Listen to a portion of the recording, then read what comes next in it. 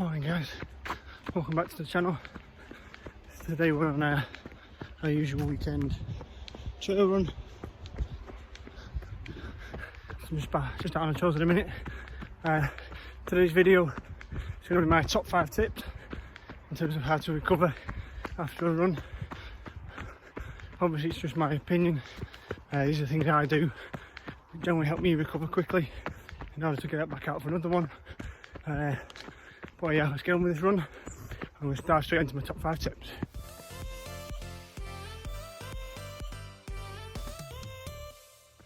Okay guys, so these are no particular order. You can rank them as importance as how you see fit.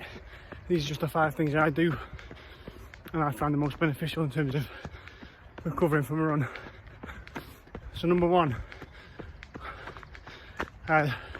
linked them together, stretching / foam rolling. I tend to do this after every run.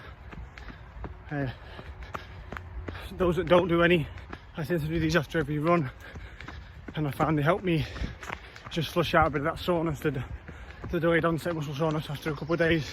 That doesn't seem to come on quite so strong if I've made sure I've stretched and foam rolled within, say, a couple of hours of finishing the run.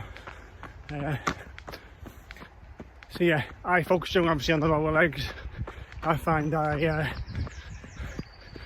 get quite a bit of soreness in my soleus, so between the ankle and the calf, that muscle at the bottom there. I'm quite a tall runner, obviously I've got quite bent legs, so I find that's where I get most of my impact. So I focus my foam rolling on that area. But yeah, all the lower legs, soleus, calf muscle, hamstrings, quads, and a bit of the glutes as well. Give that a quick roll, not for long. 10 minutes on the whole leg, obviously front and back all in 10 minutes. That you should have done enough just to flush out, and obviously follow up with a bit of stretching, so dynamic and static. I do opening, closing the gates for my hips, quad stretch, hamstring stretch, calf and soleus stretch, maybe some ankle rotations just to loosen off the leg after a longer run. That's number 1. Stretch / foam roll.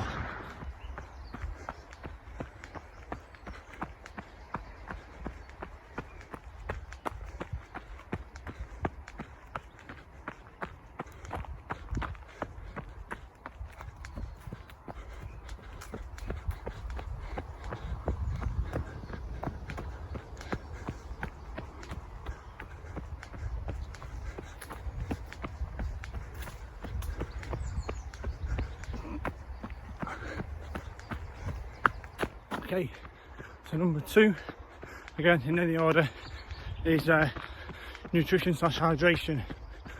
Okay, so when you get back, obviously you've depleted your energy stores, you've burned some calories, lost some fluids, so it's important to get all that replenished. So eat well in terms of simple carbs and proteins, get them in as quick as you can.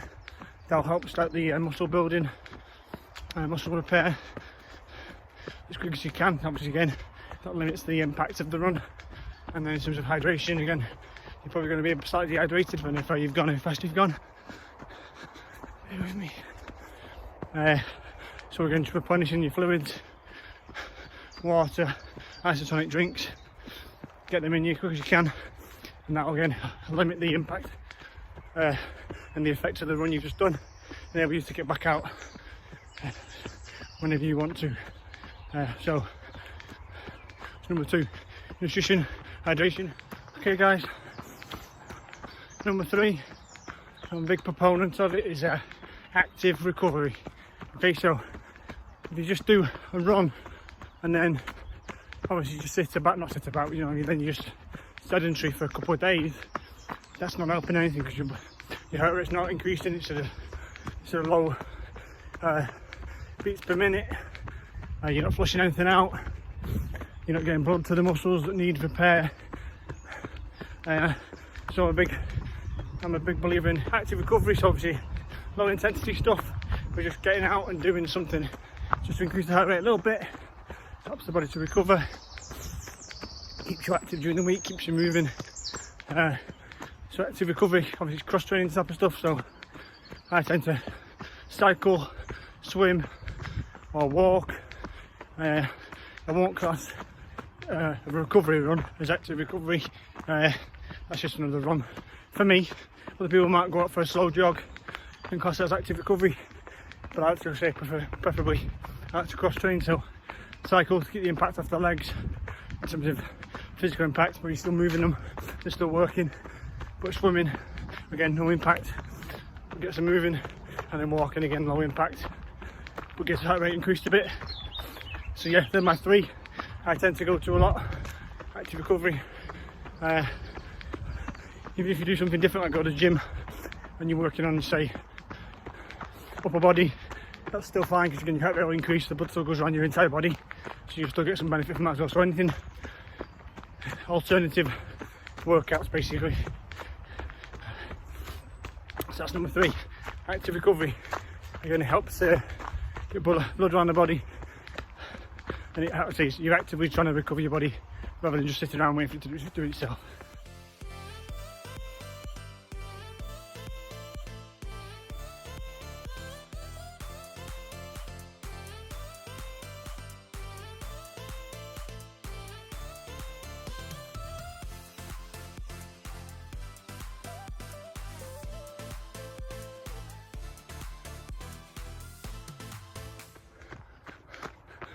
Okay guys, number 4 is sleep.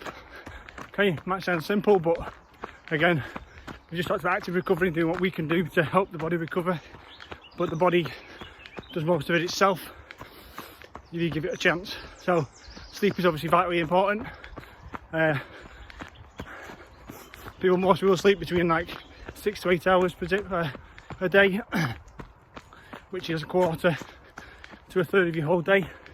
And again, it's important because that's the only time, the main time, that your body gets a chance to recover, repair, refresh, replenish its energy stores, etc. Your heart rate drops when you're sleeping. Most of your systems go on the back burner and your body worries about replenishing itself. Okay, so sleeping is important, so make sure you try and get 6 to 8 hours every night. Good quality sleep, try not to be disturbed. More smartwatches these days, so I've got a Coros, but I've had Fitbits, I've had Hawamis, obviously Garmin's and Sun 2s probably do the same. I've never had them, but again, most smartwatches these days have some form of sleep tracking. They'll help you keep track of it in terms of how long you've had, and again, the good ones will give you a breakdown of how much light sleep, deep sleep, how long you were awake for, how often you were in REM. So again, that all helps. But yeah, keep track of your sleep, try and get 6 to 8 a night, and you'll soon feel the benefits.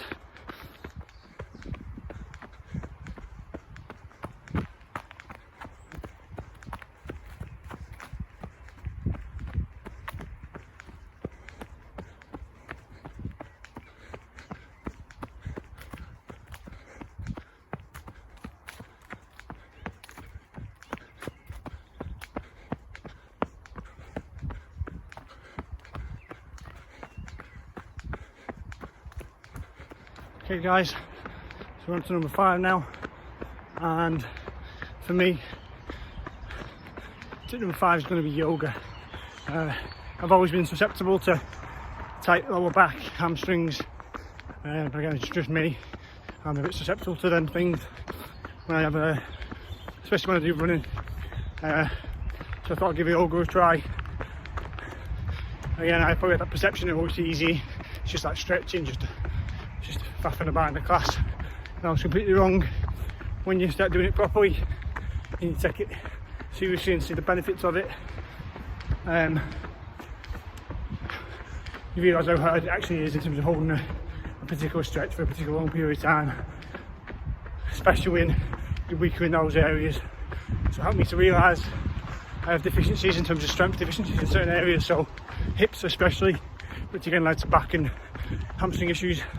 And since I've been doing yoga, it's massively helped and massively reduced the amount of flare-ups or tightness and stuff, etc. I've got in those areas. So tip number 5 would be yoga. It doesn't have to be a whole singing or dancing class or specially delivered session. Just found the free app. Go on your app store on your phone, find a free app. That's what I use most of the time.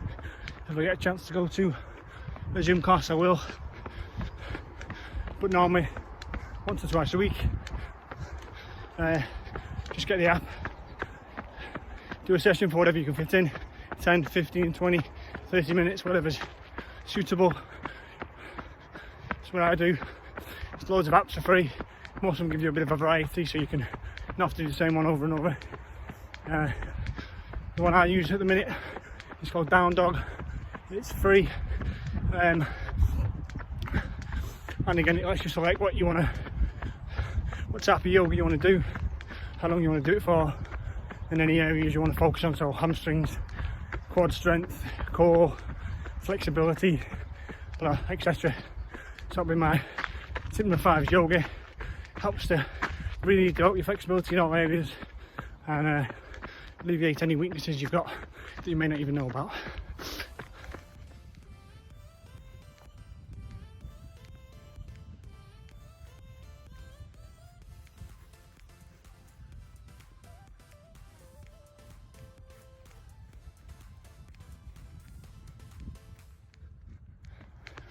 Okay guys, so this is my top 5 tips.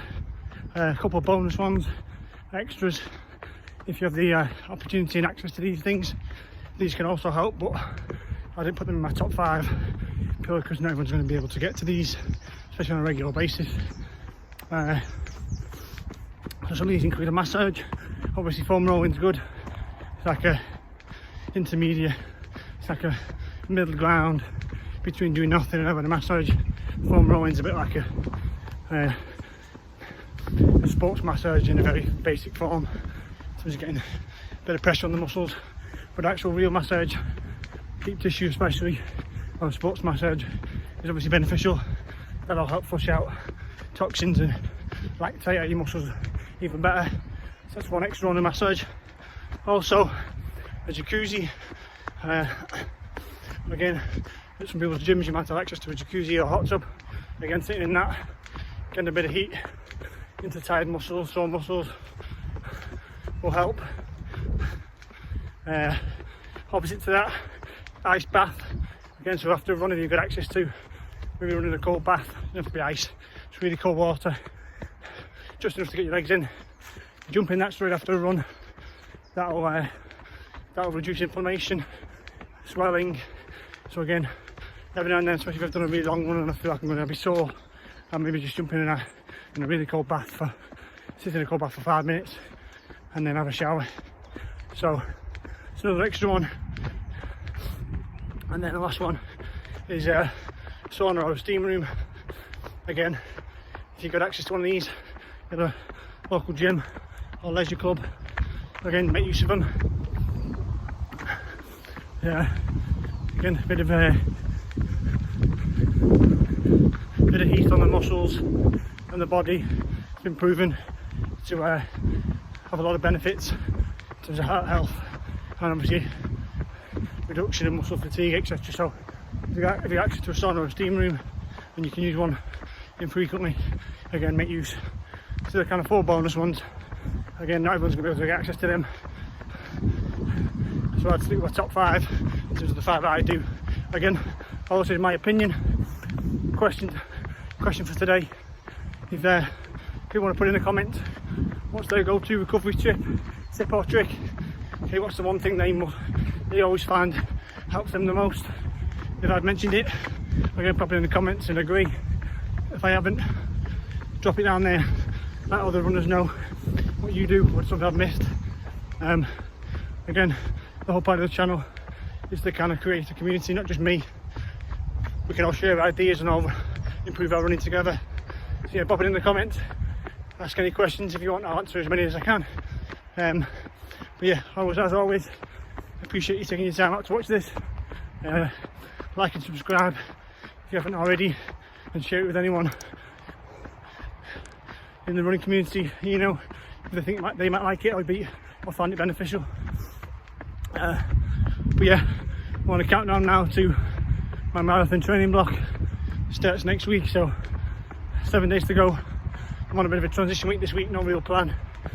I'm going to get out for a few runs just to keep my legs ticking over. I'll probably reduce the volume a little bit, just in terms of saving legs for the start of the block. But yeah, so look out for that. I'll be uploading a couple of vlogs a week documenting my marathon training. It's my first ever marathon.